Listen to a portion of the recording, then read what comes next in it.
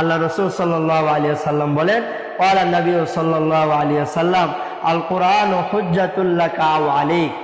আল কুরআনু হুজ্জাতুল লাকা ওয়া আলাইক। এই কোরআন শরীফ এমন একটা কোরআন, কাল কিয়ামতের দিনে কারো জন্য সুপারিশকারী হবে, আর কারো জন্য সুপারিশকারী হবে সবার জন্য, কিন্তু কারো সুপারিশ করে জাহান্নামে নিয়ে যাবে, আর কারো সুপারিশ করে জান্নাতে নিয়ে যাবে। যাদের পারাইয়াদ আছে, পারাইয়াদ করার পরে সব তারা হক হালাল হারাম সব ভালোভাবে মেনে চলে, হ্যাঁ, একদম পার্থিব জীবনে যেগুলো চলা দরকার সবগুলো নিয়মকানুন মেনে চলে, তাহলে সে জান্নাতি হবে। এমনকি 10 জন মানুষকেও কি জান্নাতের মধ্যে নিয়ে যাবে। আর যদি তার যদি পারাকারা যদি ইয়াদ না থাকে, তাহলে আওয়ালে তার বিরুদ্ধে কোরআন সাক্ষী দিবে যে আল্লাহ এমন এক নাফরমানের বান্দা অন্তরের ভিতরে দিছ, সে তার অন্তরের ভিতরে কোরআন শরীফ রাখিয়া সে কি বিড়িতে টান মারিয়া ধোয়া আমার কোরআন শরীফ কি দেয়, ধাক্কা দেয়।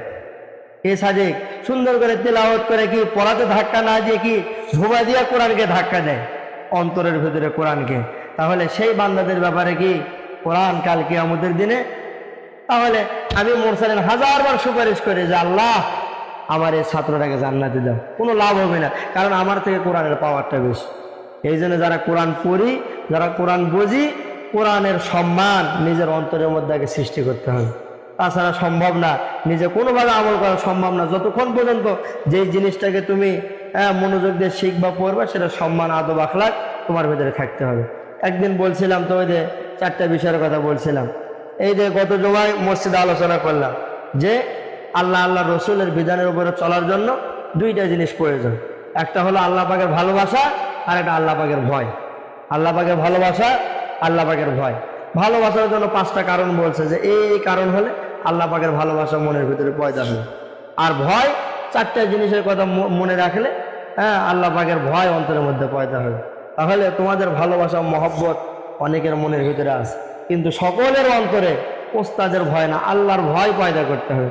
আল্লাহর ভয় পয়দা করার জন্য 1 নাম্বার হলো যে কি মৃত্যুর কথা স্মরণ করতে হবে। কিসের কথা? সকলে বলে মৃত্যুর কথা, যে মৃত্যু হবেই।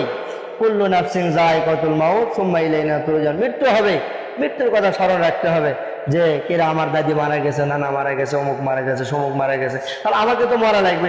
তাহলে সারা এই দুনিয়াতে কি বাঁচা তো থাকবো না, সারা জীবন বড় হুজুরে থাকবে না, কালিমাত হুজুরে থাকবে না, আমরা যে কাজকর্মগুলো করি কোনো কাজই থাকবে না। মৃত্যু পরকালে মাটির ভিতরে যেতেই হবে। তারপরে বলা হয়েছে যে কবরের কথা স্মরণ করতে হবে, যে কবরের মধ্যে কোনো আত্মীয় স্বজন থাকবে না, সম্পদ থাকবে না, কাপড় চোপড় থাকবে না। ওই কবরের কথা স্মরণ করার কথা বলা হয়েছে, যে তুমি দুনিয়ার মধ্যে